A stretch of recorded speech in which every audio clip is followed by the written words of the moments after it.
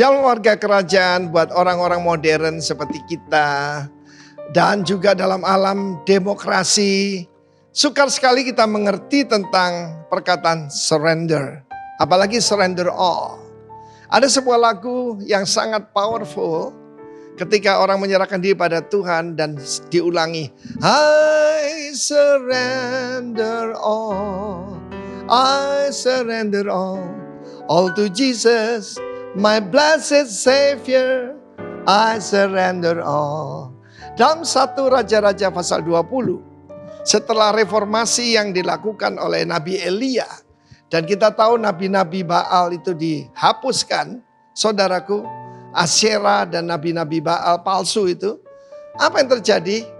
Raja Ben-Hadad mengumpulkan seluruh tentaranya, 32 raja bersama dia, dengan kuda dan kereta mengepung Samaria dan memeranginya. Dan dia kirim pesan kepada Ahab Raja Israel. Begini pesan Ben-Hadad, emasmu dan perakmu adalah milikku, juga istri-istri dan anak-anakmu yang cantik-cantik adalah milikku. Raja Israel menjawab, inilah orang surrender. Seperti bicaramu itulah my Lord King. Ya Tuhan Rajaku, dia seorang raja manggil raja lain sebagai raja. Aku ini dengan segala yang ada padaku adalah milikmu. Dalam bahasa Inggris dikatakan, I am thine and all that I have. Tetapi dalam cerita selanjutnya maka dia akan mengirim, Ben-Hadad mengirim utusan. Bahkan yaitu saudaraku akan diperlakukan sewenang-wenang. Dia melawan. Bagaimana kita terhadap Tuhan Yesus? Apa artinya Tuhan itu? Tuhan itu Lord, pemilik, kurios.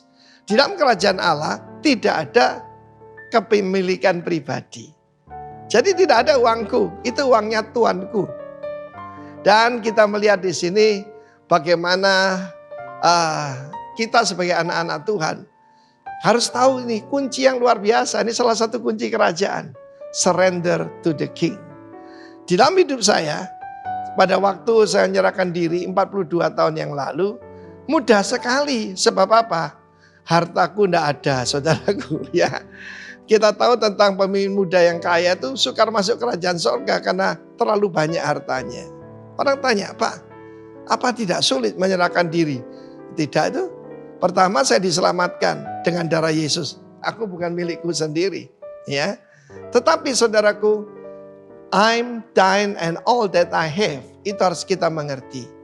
Karena itu kalau kita mengerti ini, kita menyerah pada raja yang baik, bukan pada Ben-Hadad. Ben-Hadad gambaran setan. Tetapi kalau kita menyerah pada Yesus, saudaraku, saya mengalami fenomena paling aneh di dalam selama Corona Academy. Saudara dengar ya, berulang-ulang saya sampaikan. Hari ini hari ke-668. Kalau tidak percaya hitung sendiri, kita dikirim makanan, saudaraku. Why? I'm his. Dan dia gembala yang sangat baik. Karena itu satu hari ada seorang missionary di Afrika menembak singa yang sedang akan memakan seseorang. Dan orang itu ternyata saudaraku adalah kepala suku di daerah itu. Besok paginya saudaraku, kepala itu suku itu dengan semua istri dan anak yang jumlahnya banyak dan semua harta miliknya datang dan menyembah kepada dia. Dan mereka berkata, kalau ada orang diselamatkan dari raja hutan, yaitu singa, maka kita harus mengabdi kepadanya. Dan dia dipanggil Buana. Buana itu artinya Lord, pemilik. Kita diselamatkan dari singa, daripada setan, dari kuasa kegelapan. Dan seharusnya kita memanggil Yesus Buana. I'm yours, I'm thine, I'm yours, and all that I have is yours. Kiranya kita mengerti kunci yang luar biasa ini. Surrender to the King. Haleluya. Amin. Hai Church, senang rasanya bisa bertemu kembali lewat ibadah online. Dan sebelum kita mulai ibadah online kita hari ini, mari kita saksikan beberapa pengumuman berikut ini.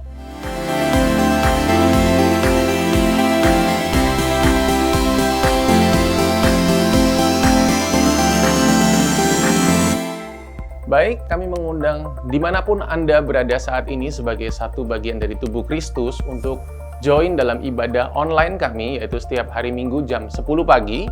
Anda bisa saksikan di channel YouTube Rock Riverside. Dan bagi Anda sekalian yang berdomisili di Bali atau sedang ada kerabat sedang berlibur di Bali, kami juga mengundang Anda sekalian untuk bisa bergabung di ibadah onsite kami setiap hari Minggu jam 10 pagi di Riverside Convention Center. Di sini kami juga mengadakan Kids Church, yaitu dari usia 3 sampai 12 tahun. Jadi pastikan Anda sekalian hadir di tempat ini. Pada ibadah online kali ini kami akan mengadakan perjamuan kudus. Jadi bagi Anda sekalian yang ada di rumah, jangan lupa disiapkan roti dan anggurnya ya. Oke, itu saja pengumuman dari kami. Bagi Anda sekalian yang ingin tahu tentang aktivitas dari Rock Riverside, Anda bisa follow our social media. And don't forget to subscribe YouTube channel kami ya. Dan bagi Anda sekalian, sudah siap untuk beribadah hari ini? So, enjoy the service. God bless you.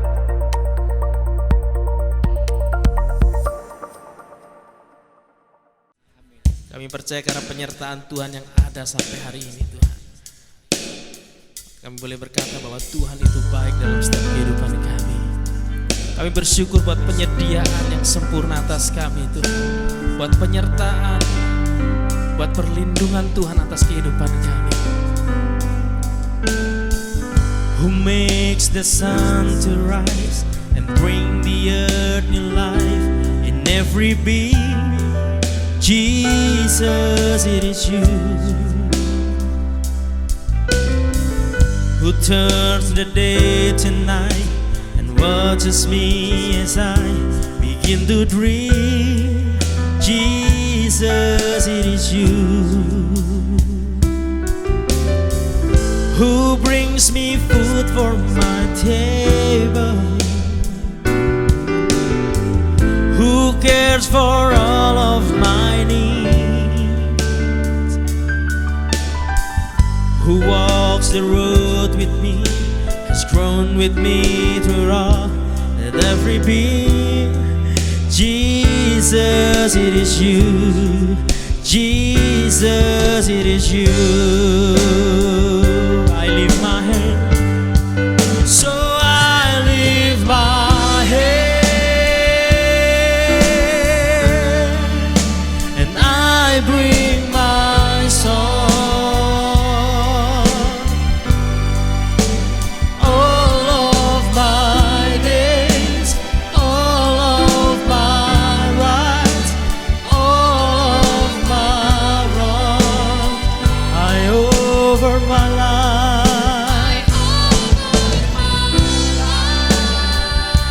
He ran me on.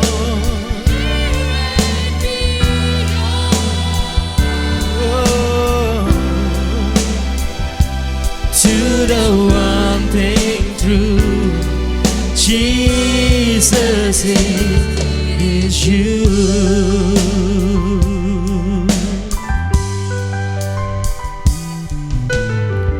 who sees my brokenness and carries me when I'm frail and weak. Jesus, it is you. Oh, who tells the storm to rest when I am overwhelmed and cannot speak. Jesus, it is you who wears my guilt on his shoulders, who holds my heart in his hand, who takes my thoughts and fears and hangs them on the arm of Calvary's. Jesus, it is you. Jesus, it is you. I lift my hand.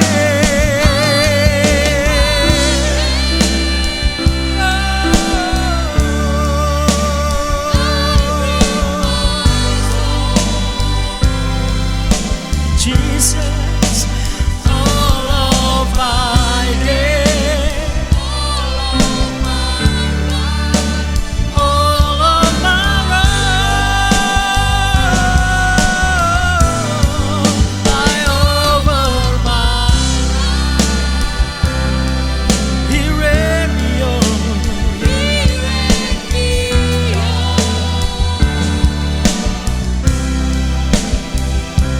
to the one thing true, Jesus is you. Mari angkat kedua tanganmu yang percaya, katakan, I lift my head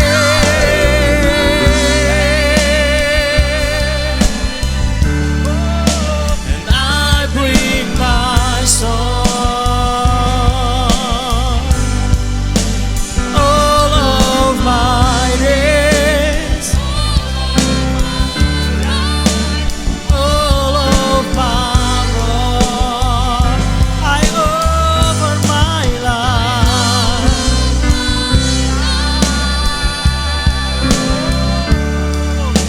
Here and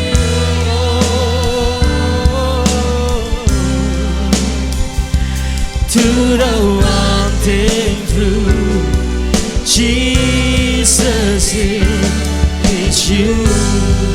To the one thing true, to the one thing true, Jesus is. To the one thing true, Jesus is you. To the one thing true, Jesus is you.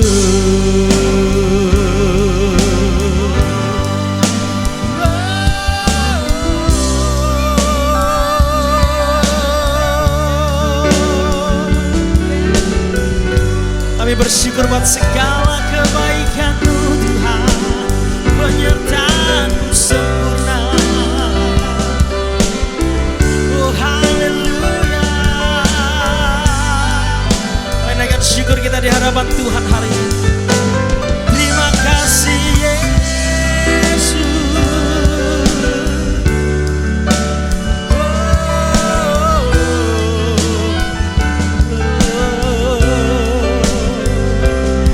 Kau Jehovah Jireh, Kau Allah yang menyediakan. Kami percaya, kami percaya.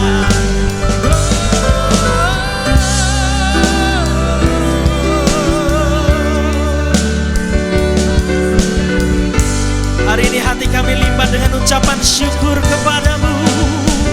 Oh Yesus, oh Yesus.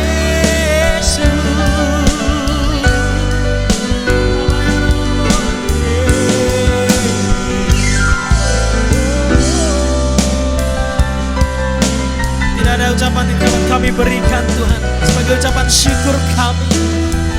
Hati kami penuh dengan ucapan syukur kepadamu.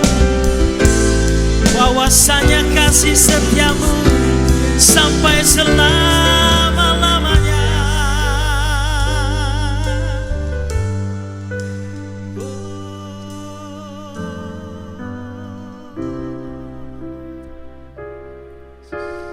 Biarlah nama Tuhan yang ditinggikan dalam setiap kehidupan kami.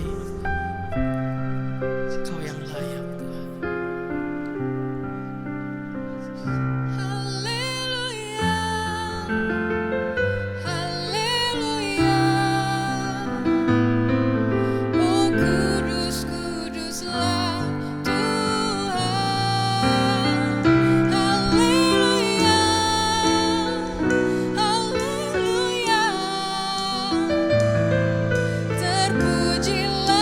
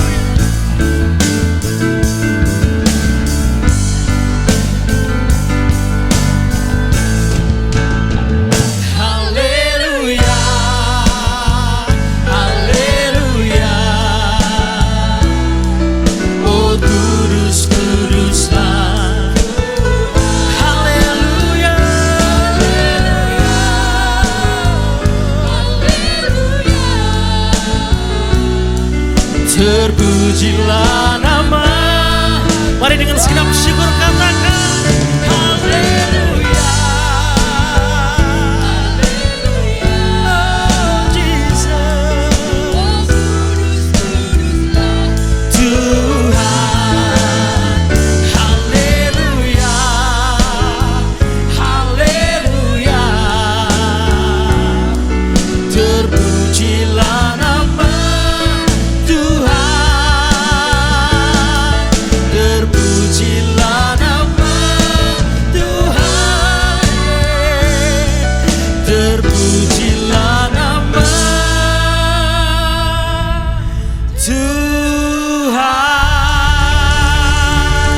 Mari kita berikan tepuk tangan bagi Tuhan Raja kita.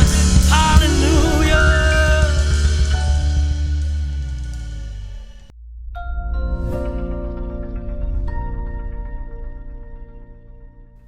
Shalom, jemaat terkasih di dalam Tuhan. Saya harap kita semua di dalam keadaan baik ya, terutama jiwa kita dalam keadaan baik-baik saja. Saya harap damai sejahtera Allah di dalam Kristus Yesus terus menguatkan kita, menghibur kita, menjaga kita di tengah-tengah situasi yang tidak menentu saat ini. Ya, pada saat saya mempersiapkan message ini, ya kita dengar berita Omikron di mana-mana, gitu ya. Kita dengar bagaimana teman-teman kita, saudara-saudara kita banyak yang sakit. Lalu juga bagaimana PPKM mulai berjalan yang tentunya saya percaya pasti berdampak kepada kehidupan beberapa orang di antara kita. Nah, hari ini izinkan saya untuk bisa mengajak kita semua merenungkan firman Tuhan ya yang Paulus tulis di dalam 2 Korintus 1 ayat 3 sampai 5. Ya, pembukaan dari kitab 2 Korintus di mana di tengah-tengah penderitaan dan pergumulan Paulus menulis dan menyaksikan kepada kita bagaimana dia memperoleh penghiburan yang berlimpah-limpah, penghiburan yang luar biasa dari Allah sendiri melalui Yesus Kristus. Harapan saya, perenungan kita hari ini bisa menjadi sebuah perenungan yang berharga, yang menuntun kita untuk kita bisa menemukan penghiburan yang sejati di dalam Yesus Kristus, di dalam musim-musim yang mungkin sangat unik dan tidak menentu ini bagi kita. Mari kita sama-sama baca di 2 Korintus 1 ayat 3 sampai 5. Saya beri judul sharing saya pada hari ini The God of All Comfort. Ya, Allah sumber segala penghiburan. 2 Korintus 1 ayat 3 sampai 5. Terpujilah Allah, Bapa Tuhan kita Yesus Kristus, Bapa yang penuh belas kasihan dan Allah sumber segala penghiburan. Ayat 4, yang menghibur kami, perhatikan kata-kata yang saya tebali itu, yang menghibur kami dalam segala penderitaan kami, sehingga kami sanggup menghibur mereka yang berada dalam bermacam-macam penderitaan, dengan penghiburan yang kami terima sendiri dari Allah. Ayat kelima, sebab sama seperti kami mendapat bagian berlimpah-limpah dalam kesengsaraan Kristus, demikian pula oleh Kristus kami menerima penghiburan berlimpah-limpah. Mari sebelum kita lanjut kepada sharing hari ini, kita sama-sama berdoa terlebih dahulu. Tuhan Yesus, kami berterima kasih Tuhan. Kami percaya Engkau adalah Tuhan yang baik, Tuhan yang setia dalam kehidupan kami. Di tengah-tengah kondisi yang gak menentu ini, kami tetap punya pengharapan yang pasti di dalam Engkau. Kami percaya firman-Mu itu adalah pelita dan terang bagi jalan kami. Sehingga pada saat hari ini Tuhan, Engkau mengizinkan kami untuk kami kembali lagi merenungkan firman-Mu. Kami berdoa supaya firman-Mu itu sendiri Tuhan yang bisa berbicara kepada setiap kami, menerangi hati kami, memberikan kepada kami kekuatan, penghiburan, dan pengharapan yang kami benar-benar butuhkan di tengah-tengah kondisi seperti saat ini. Tapi terlebih lagi Tuhan, kami berharap juga supaya firman-Mu itu juga mengkalibrasi hati kami, merubah perspektif kami, atau mungkin bahkan menegur kami, meluruskan jalan kami, sehingga kami bisa memperoleh penghiburan yang sifatnya sejati di dalam Engkau. Bukan cuma motivasi sementara, bukan cuma hanya level perasaan, tapi benar-benar bisa mengubah hati dan pikiran kami. Terima kasih Tuhan, terima kasih. Kami juga butuh kuasa yang daripada-Mu Roh Kudus, karena tanpa kuasa daripada-Mu kami hanya bisa mendengar informasi, kami hanya bisa mendengar kata-kata manusia, tapi kami tidak bisa menerima firman Allah yang mengubahkan itu. Sehingga kami berdoa supaya Roh Kudus-Mu Engkau sendiri yang membuka telinga kami, membuka mata hati kami, supaya pada siang hari ini Tuhan, kami bisa melihat keindahan Kristus melalui firman-Mu. Terima kasih Tuhan, berbicaralah. Kami siap mendengar. Amin. Oke, nah saya ajak untuk saudara memperhatikan kata-kata yang saya tebali ya di ayat yang baru kita baca ini ya. kata-katanya ya. Kalau saya boleh overview ya, saya boleh rephrase ya. Berbicara seperti ini, oleh Kristus ya kita menerima penghiburan yang berlimpah-limpah ya, yang kita terima sendiri dari Allah, yang menghibur kita dalam segala penderitaan kita, sehingga kita sanggup menghibur orang lain yang juga berada dalam bermacam-macam penderitaan. Nah, jadi kalau saya boleh summarize ya, kita akan membahas 3 poin utama lewat bacaan yang baru kita baca pada siang hari ini. 3 poin utama yang akan kita bahas, yaitu yang pertama adalah the source of true comfort. Sumber penghiburan yang sejati. Kita akan lihat itu di ayat 3 sampai 4.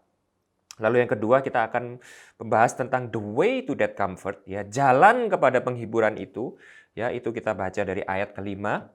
Lalu yang ketiga adalah the purpose of our comfort, tujuan daripada penghiburan kita. Itu akan kita lihat dari ayat keempat. Saya ulangi ya, the source of our comfort, sumber penghiburan sejati kita. Lalu yang kedua adalah the way to that comfort, jalan menuju kepada penghiburan itu, bagaimana kita bisa menuju pada penghiburan itu. Lalu yang ketiga adalah the purpose of our comfort, tujuan daripada kita menerima penghiburan yang luar biasa itu daripada Tuhan. Oke, mari kita mulai ya. Mari kita mulai. Nah, sekali lagi kita diingatkan ya, sekali lagi pada saat kita membaca ayat seperti ini, sekali lagi kita tuh diingatkan bahwa kehidupan kekristenan itu bukanlah kehidupan yang luput dari penderitaan. Ya, kita harus ingat itu ya. Bukan berarti kita ini ikut Yesus itu adalah cara untuk kita ini menghindari penderitaan ya. Kita ikut Yesus semuanya lancar, semuanya enak, semuanya gampang ya. Orang lain menderita, kita luput dari penderitaan, kita luput dari penyakit, kita terbebas daripada masalah-masalah kehidupan. Oh enggak, Tuhan Yesus nggak pernah menjanjikan itu. Tuhan tidak pernah menjanjikan kehidupan yang bebas dari penderitaan. Ya, yang Tuhan janjikan kepada kita adalah akan ada selalu penghiburan di tengah-tengah penderitaan kita. God never promised a life without suffering, but He promised that there will be comfort in the midst of our suffering. Saya ulang ya, Tuhan tidak pernah menjanjikan kepada kita hidup yang bebas dari penderitaan.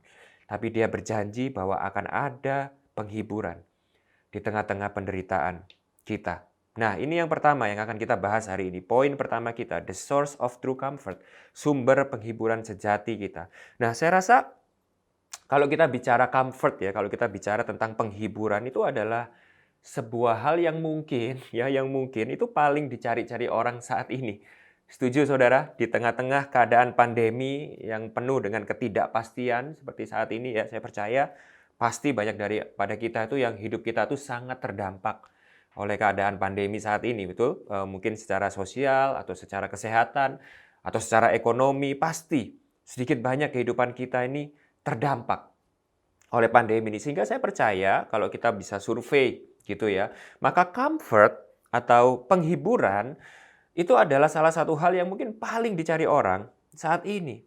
Sangat mahal kalau kita bicara tentang penghiburan, ya. Nah, tapi saya di sini ya, dari lewat firman yang kita baca saat ini ya, saya berbicara tentang sebuah true comfort, sebuah penghiburan yang sejati. Bukan cuma sekedar sebuah Panadol gitu ya. Saudara kalau tahu ya Panadol atau obat paracetamol atau obat flu ya, pada saat saudara mulai merasa sakit, nggak enak badan, lalu saudara ambil obat paracetamol atau Panadol itu ya, lalu saudara minum itu, saudara akan merasa sedikit lebih baik, bukan? Tapi kalau saudara baca di bungkusnya, ya, kalau saudara baca di bungkusnya, maka saudara akan bisa membaca bahwa obat-obat tersebut adalah pereda gejala flu, sakit kepala, dan batuk. Setuju saudara? Mereka itu cuma berfungsi untuk mereda gejala daripada penyakit kita, bukan menyembuhkan penyakit kita. Nah, lalu kalau saudara balik ke belakang, ya, maka saudara akan lihat di situ bahwa ada sebuah caution. Ya, ada sebuah peringatan keras di situ, yaitu saudara tidak boleh mengkonsumsi obat ini terlalu banyak, terlalu sering. Ya, biasanya hanya maksimum 8 buah di dalam kurun waktu 24 jam. Saudara nggak bisa mengkonsumsi paracetamol ini terus-menerus dalam waktu yang lama. Kenapa? Karena itu bisa merusak hati saudara, bisa merusak ginjal saudara, bisa memberikan kepada saudara masalah yang jauh lebih serius untuk kesehatan saudara. Obat-obat ini merupakan hanya pereda dari gejala atau penyakit yang kita alami saat itu, bukan menyembuhkan. Nah, sama halnya di dalam hidup ini, ya saudara, sama halnya dalam hidup ini. Saat kita ini sedang mengalami pergumulan, saat kita sedang mengalami penderitaan, ya kita ini seringkali tanpa sadar hanya berusaha untuk menemukan penghiburan-penghiburan yang sifatnya itu adalah pereda gejala. Benar nggak saudara? Saat saudara menghadapi pandemi ini contohnya, lalu saudara mengalami stres yang luar biasa, biasanya orang lari kemana? Orang akan lari ke hobi. Lalu tanpa sadar, sudah tiba-tiba mengeluarkan uang yang sangat banyak untuk hobi kita ya. Contohnya kalau sekarang yang paling terkenal adalah sepeda. Saya tentunya nggak mau menuduh atau menghakimi orang-orang yang sedang hobi sepeda saat ini. Banyak tentunya teman-teman saya yang juga hobi sepeda, tapi kan banyak orang yang berusaha lari daripada pergumulan mereka ke hobi, sehingga mengeluarkan uang yang begitu banyak ke hobi.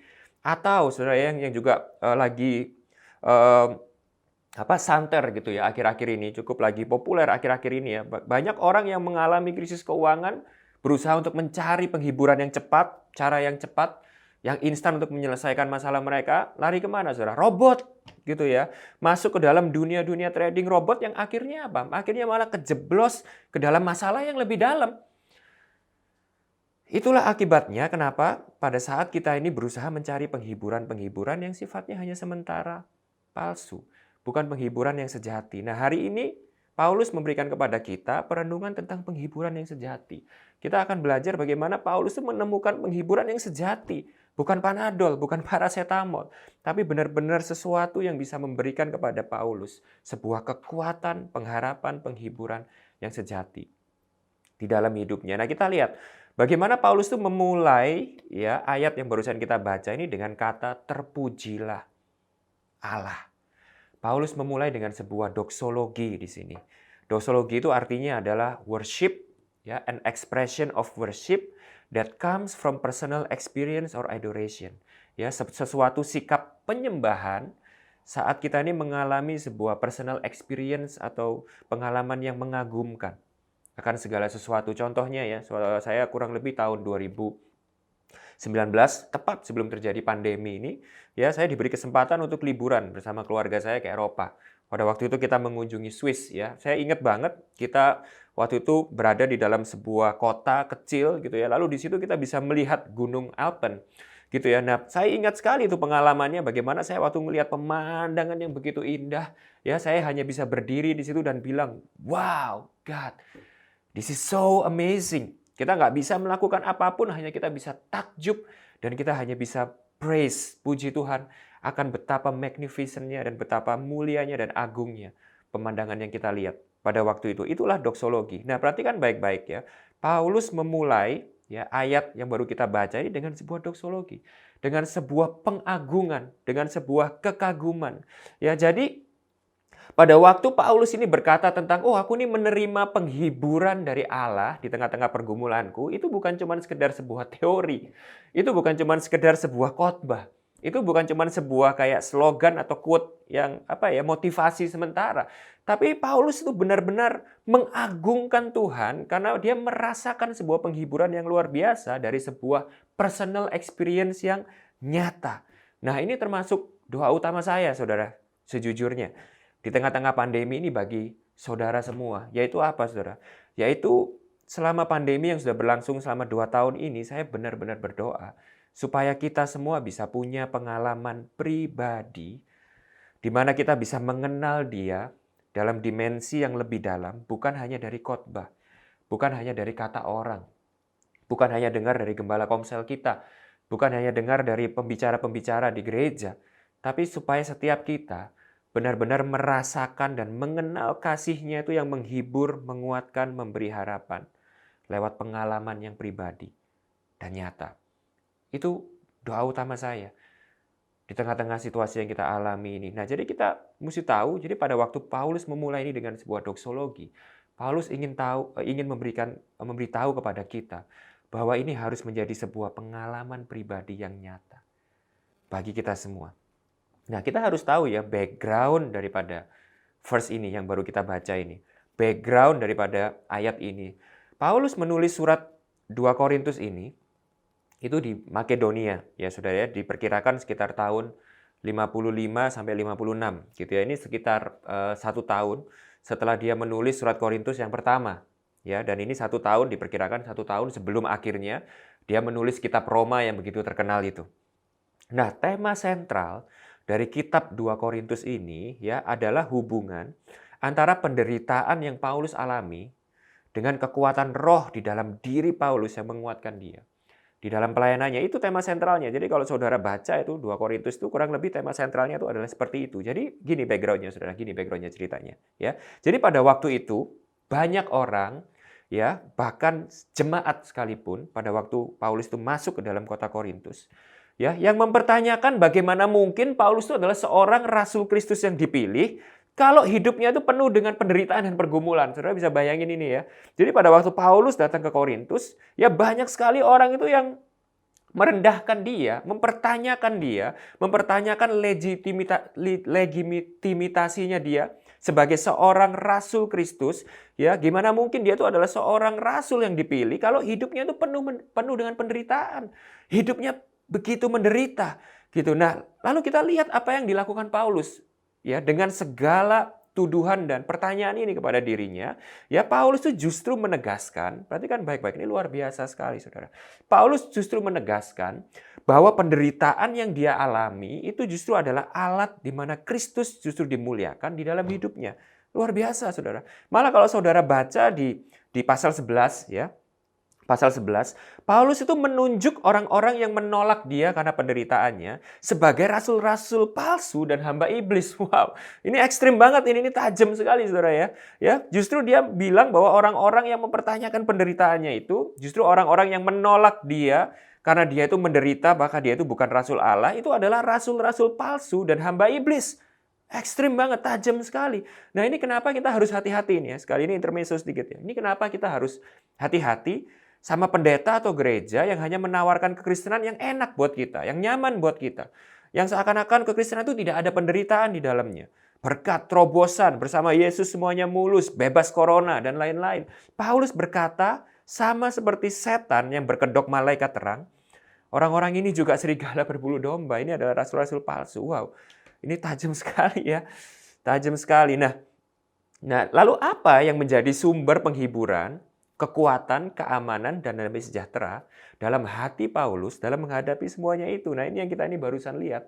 Ini yang kita ini lihat dalam ayat yang barusan kita baca ini. Ini yang membuat Paulus itu burst out in doxology. Ini yang membuat Paulus tuh hatinya bersorak di dalam pengagungan dan penyembahan kepada Yesus ya. Kita baca sekali lagi ya di ayat yang ketiga ya. Di ayat yang ketiga, terpujilah Allah, Bapa Tuhan kita Yesus Kristus, Bapa yang penuh dengan belas kasihan, dan Allah sumber segala penghiburan yang menghibur kami dalam segala penderitaan kami. Perhatikan kata-kata yang saya tebali itu ya. Perhatikan kata Bapa. Bapa. Saudara, coba kita sama-sama jujur di dalam hati kita masing-masing ya. Kita semua ini pasti adalah seorang anak, bukan? Ya. Atau kalau kita mau tanya kepada semua anak di dalam dunia ini, ya. Lalu kita tanya kepada mereka, kalau kita boleh jujur di dalam hati kita yang terdalam, apa sih sebenarnya yang memberikan kita ini rasa aman yang paling dalam kehidupan ini? Apa sih yang bisa membuat kita ini merasa begitu secure, begitu merasa dikasihi, begitu merasa dijagai, aman, dan damai dalam hidup ini? Saudara tahu jawabannya? Jawabannya adalah Bapa. Oleh sebab itu kita lihat ya saudara ya, bagaimana seorang anak itu akan merasa begitu aman dan nyaman saat dia itu mempunyai seorang bapa yang mengasihi dan menjaga dia. Tapi sebaliknya kalau saudara tidak berfungsi sebagai seorang bapa yang baik di rumah saudara, atau saudara tanya kepada orang yang mungkin berasal dari broken home, yang kehilangan figur bapa, maka saudara akan bisa melihat bagaimana seorang anak yang kehilangan figur bapa itu adalah seorang anak yang begitu krisis identitas. Merasa begitu tidak aman, merasa begitu insecure, penuh dengan amarah dan ketakutan. Sehingga akhirnya kita bisa simpulkan ya bahwa sumber penghiburan dan keamanan utama dalam hidup ini itu adalah seorang bapa. Saya kasih sebuah ilustrasi ya. Anak saya Jasmine ya pada waktu dia tuh umurnya sekitar 4 atau 5 tahun ya, dia suka banget main sebuah permainan di Surabaya itu ya yang namanya adalah Gracie Donut. Ya ini sebuah permainan yang buat saya orang dewasa pun ini cukup menyeramkan. saudara ya. Jadi ini ada sebuah mainan yang bentuknya itu donat yang besar gitu ya. Lalu kita naik di dalamnya, lalu donat ini akan berputar sedemikian rupa ya. Sehingga itu menjadi sebuah pengalaman yang cukup menegangkan buat saya ya. Saya ingat suatu hari Jasmine itu ngajak saya ikut main itu. Saya pertamanya nganggep remeh, saya pikir ini apa ini, hanya permainan anak kecil. Lalu pada waktu saya naik di situ, saya ini justru yang lebih tegang dan lebih takut daripada anak saya. Gitu ya, saya lihat anak saya ini begitu, wah sukacita, ketawa-tawa dia. Lalu saya ini begitu tegang sampai saya itu nggak berasa. Pada waktu naik sampai selesai permainan itu begitu cepat, saya nggak berasa apa yang terjadi. Ya, lalu saya itu begitu pucet. Istri saya bisa ngelihat, wah muka saya ini begitu pucet. Istri saya bilang, wah ini kok malah papinya yang takut. Gitu ya. Lalu saya turun dari permainan itu, lalu saya khawatir. Saya kira anak saya itu juga akan takut. Ternyata pada waktu saya lihat mukanya dia itu begitu ceria, dia ketawa, kecekikikan gitu ya saudara ya. Lalu dia malah bilang gini, "Daddy, more, again Daddy, again." Hah? Kamu mau naik lagi? Iya Daddy, naik lagi. Gitu ya. Lalu saya tuh tanya sama anak saya, "Loh kamu nggak takut Jasmine?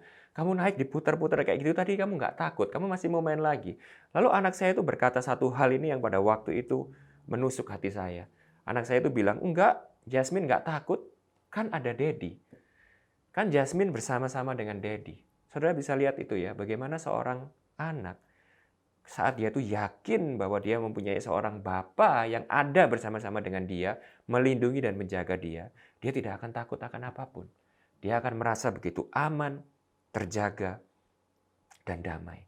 Nah, itu yang terjadi di sini, saudara. Nah, ini yang menjadi sumber penghiburan dan kekuatan Paulus di tengah-tengah segala nistaan, aniaya, penderitaan, pergumulan yang dia alami. Kenapa? Karena dia begitu yakin dan teguh di dalam keyakinannya bahwa dia punya seorang Bapa yang mengasihi dia dan menjaga dia.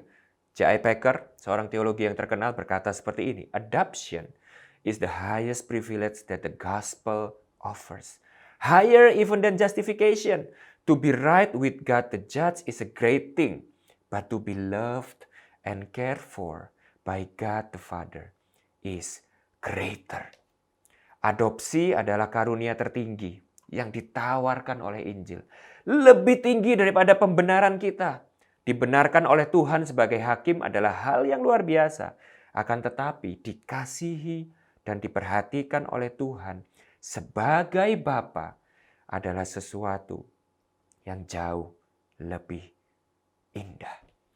Oleh sebab itu Paulus yang sama pernah berkata di suratnya yang lain, Roma 8 ayat 15, "Sebab kamu tidak menerima roh perbudakan yang membuat kamu menjadi takut lagi, tetapi kamu telah menerima roh yang menjadikan kamu anak Allah. Oleh roh itu kita berseru, ya Aba, ya Bapa."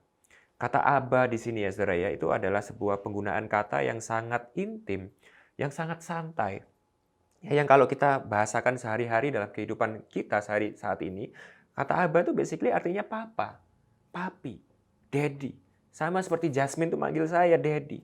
Begitu juga, itulah hubungan kita dengan Allah Bapa di surga. Bahwa kita tidak memanggilnya sebuah Bapa yang jauh, tapi dia adalah papa, daddy yang dekat dengan kita. Nah, inilah the source of our comfort. Ini adalah sumber penghiburan kita yang sejati. Identitas kita sebagai anak Allah yang memiliki Bapa, yang mengasihi, memperhatikan, dan memegang hidup kita. Jadi bagian pertama ini akan saya tutup dengan sebuah pertanyaan justru. Pertanyaannya adalah seperti ini, mungkin Anda sudah jadi orang Kristen begitu lama, tapi kekristenan hanyalah sebuah agama bagi saudara. Pertanyaannya adalah ini, apakah Anda mengenal dan merasakan Tuhan sebagai Bapa? Jadi orang Kristen sudah lama, boleh. Akan tetapi apakah Anda sudah benar-benar mengenal dan merasakan Tuhan sebagai Bapa? Bila belum, maka Anda perlu mendengar tentang berita gembira Injil. Dan ini adalah poin saya yang kedua. Di poin saya yang kedua, the way to comfort. Jalan menuju penghiburan itu. Kita akan melihat betapa indahnya Injil itu.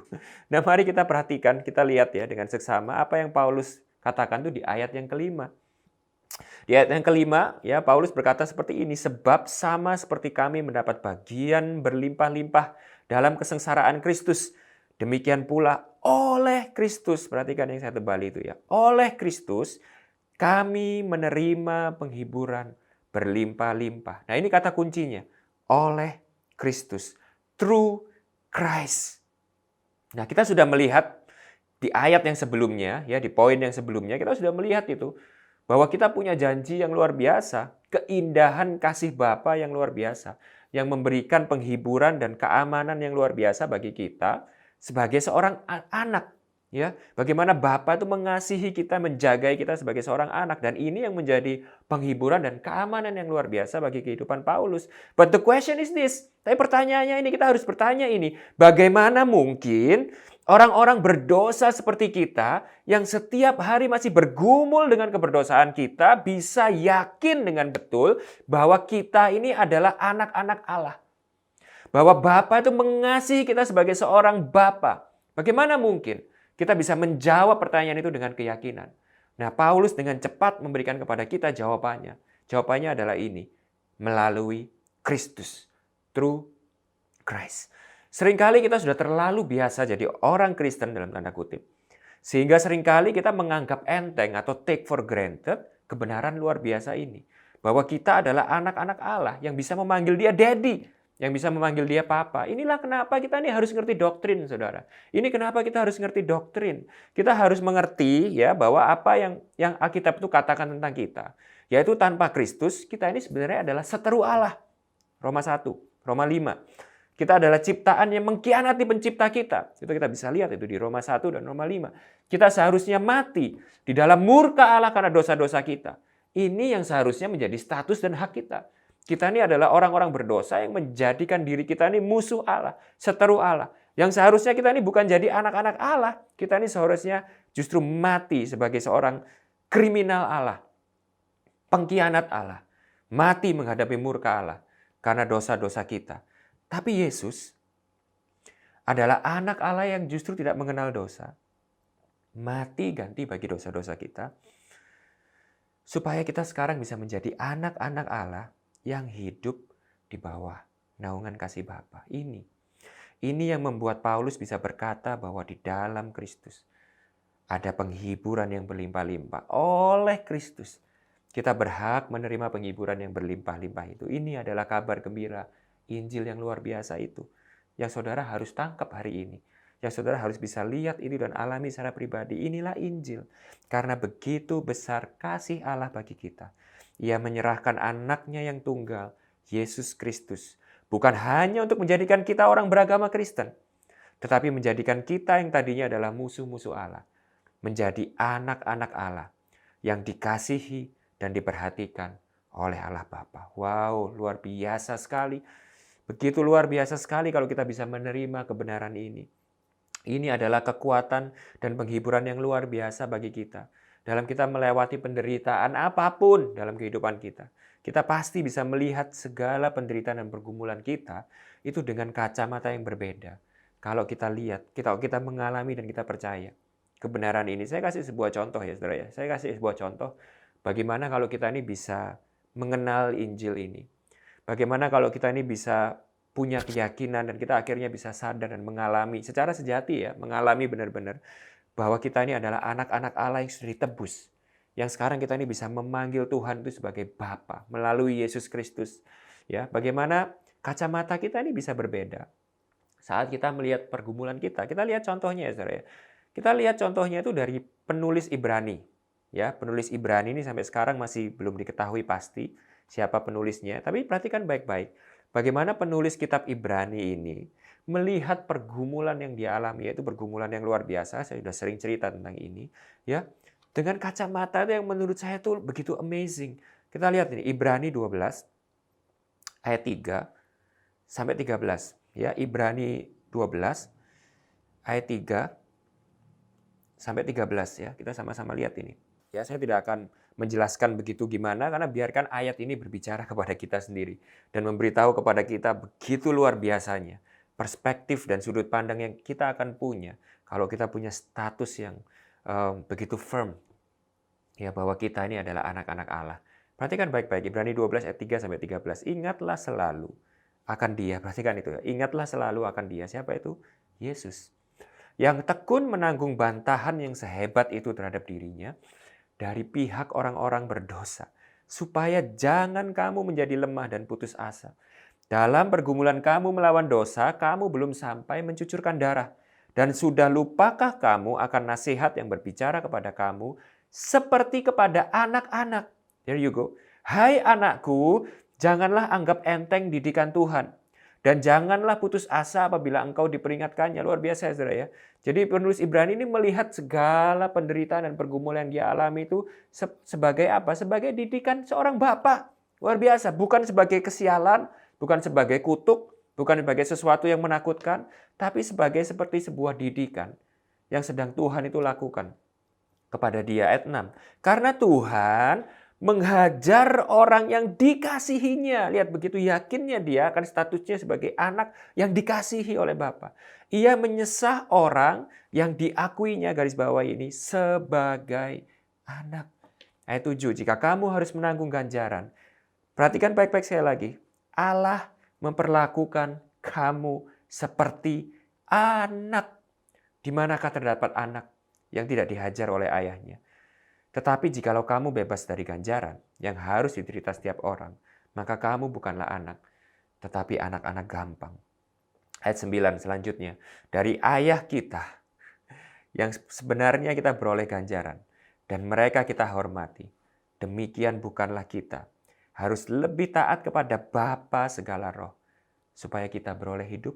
Ayat 10. Sebab mereka mendidik kita dalam waktu yang pendek, sesuai dengan apa yang mereka anggap baik. Tetapi dia menghajar kita, garis bawah ini, untuk kebaikan kita. Supaya kita beroleh bagian di dalam kekudusannya. Memang, tiap-tiap ganjaran pada waktu ia diberikan tidak mendatangkan sukacita, tetapi duka cita. Tetapi kemudian ia menghasilkan buah kebenaran yang memberikan damai kepada mereka yang dilatih olehnya.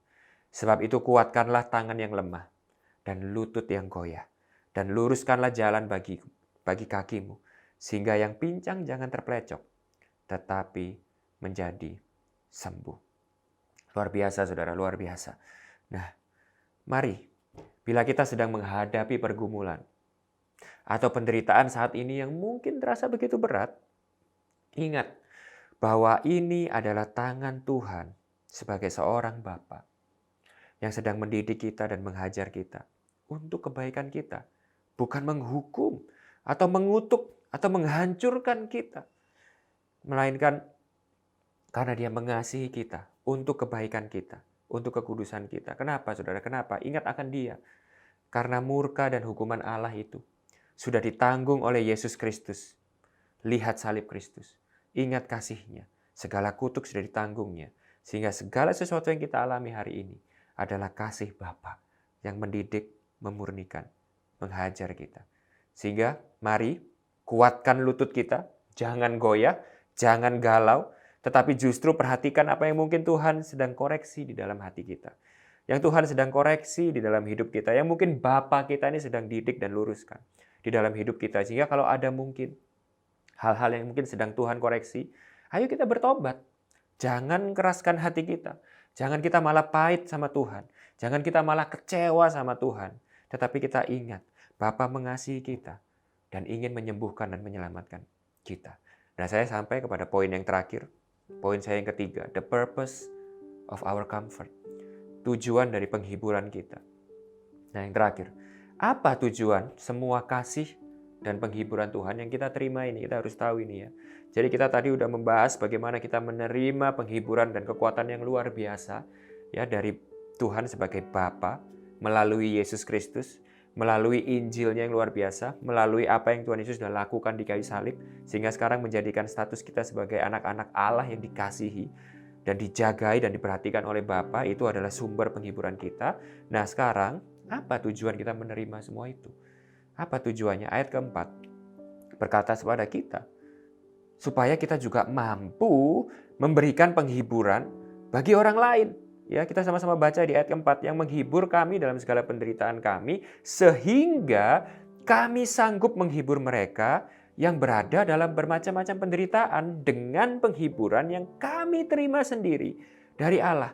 Jadi pada saat kita tuh sudah mengalami penghiburan itu yang kita terima sendiri melalui pengalaman pribadi dengan Tuhan, kita bisa meneruskan menyalurkan penghiburan itu, kita juga bisa menjadi alat penghiburan bagi orang lain yang membutuhkan penghiburan itu. Nah, sekarang perhatikan baik-baik ya, seperti ini prosesnya.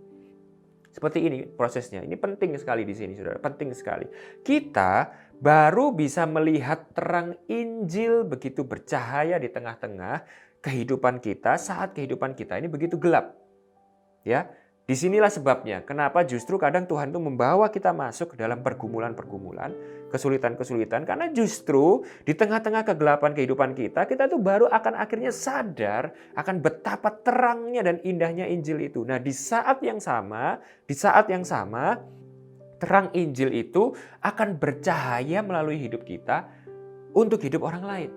Ya, sehingga kalau saya bisa rangkum dalam sebuah quote berkata seperti ini, Christ must shine bright in us before Christ can shine bright through us. Jadi Kristus tuh harus bersinar terang di dalam kita dulu sebelum Kristus tuh bisa bersinar terang melalui hidup kita.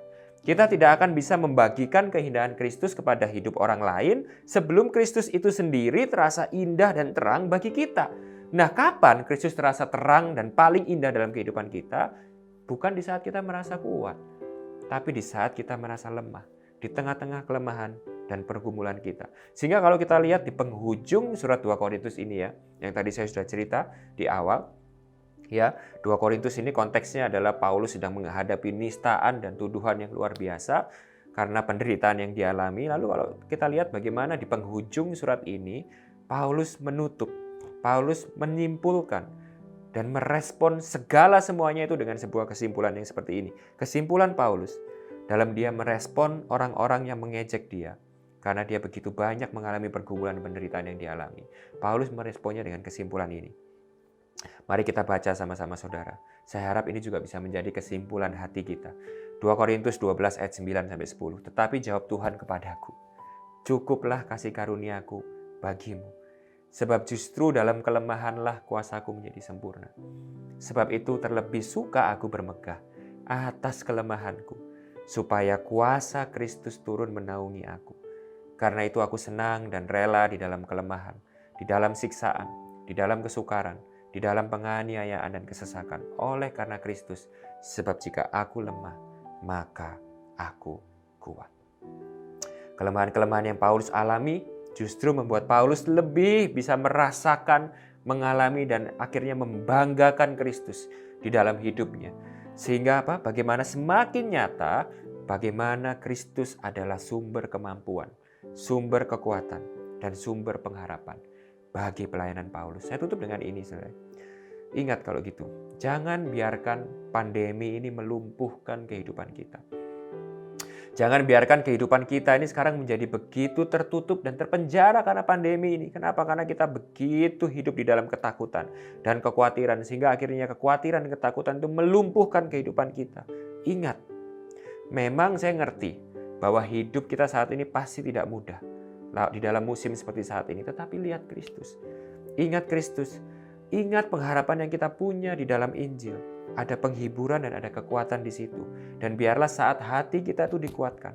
Saat hati kita itu bisa menerima penghiburan itu. Ingat bahwa kita juga terpanggil untuk menjadi pembawa berita penghiburan dan pengharapan bagi orang-orang di sekitar kita. Ingat, ada orang-orang di sekitar kita yang membutuhkan kita untuk kita bisa menyalurkan penghiburan dan pengharapan itu yang kita terima sendiri dari Allah itu bagi mereka yang juga membutuhkan penghiburan kekuatan di tengah-tengah keadaan.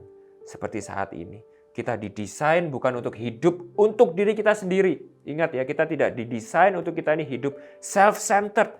Segala kebaikan dan segala keindahan dari Tuhan yang kita terima itu, tujuannya adalah untuk kita teruskan kepada orang lain. Itu kenapa kita ini harus hidup di dalam komunitas salah satunya.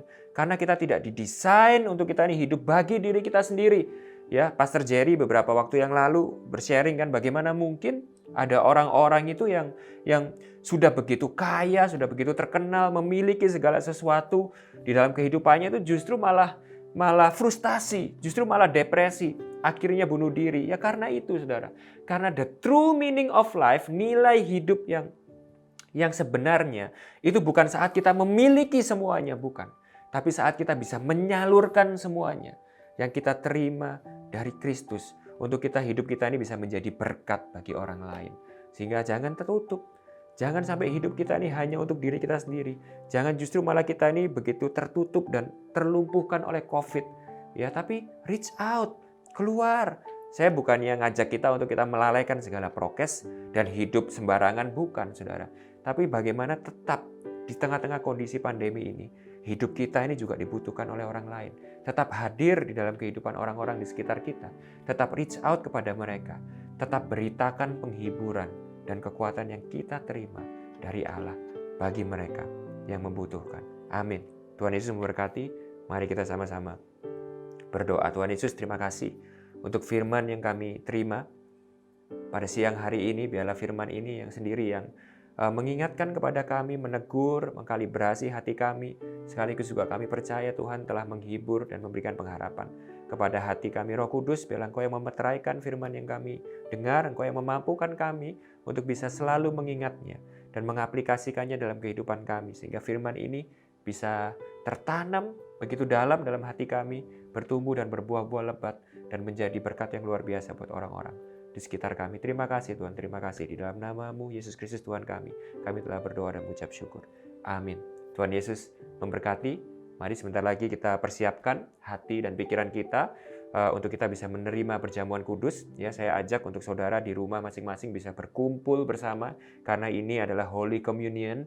Ya, kita lakukan ini secara komunal, kita berkumpul bersama-sama, lalu kita siapkan roti dan anggur untuk kita bisa menjalankan perjamuan kudus. Kalau saudara sudah mempersiapkan roti dan anggur, ya mari kita sama-sama angkat roti di tangan kanan kita. Ya, pada saat kita melakukan perjamuan kudus ini, hendaklah kita mengingat akan Dia. Ingatlah akan Dia yang sudah menanggung segala kutuk dan dosa kita di atas kayu salib. Sehingga akhirnya sekarang kita berdiri di tempat ini mengingat Dia sebagai anak-anak Allah. Kita mempunyai seorang Bapa yang begitu mengasihi kita, menjagai kita, melindungi kita, memegang hidup kita. Dan biarlah saat kita mengingat Dia, ini bisa menjadi sebuah kekuatan dan penghiburan yang sejati bagi hati kita, melewati segala musim kehidupan yang harus kita lalui pada hari-hari ini. Kita angkat tinggi roti di tangan kanan kita. Bukankah roti yang kita angkat tinggi di tangan kanan kita ini adalah persekutuan kita dengan tubuh Kristus? Mari sama-sama kita makan dengan penuh ucapan syukur.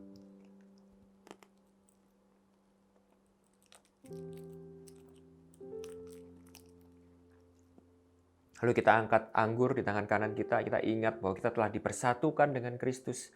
Kristus adalah milik kita dan kita adalah milik Kristus. Paulus berkata, tidak ada lagi ada kuasa atau satupun, apapun yang bisa memisahkan kita dari kasih Bapa.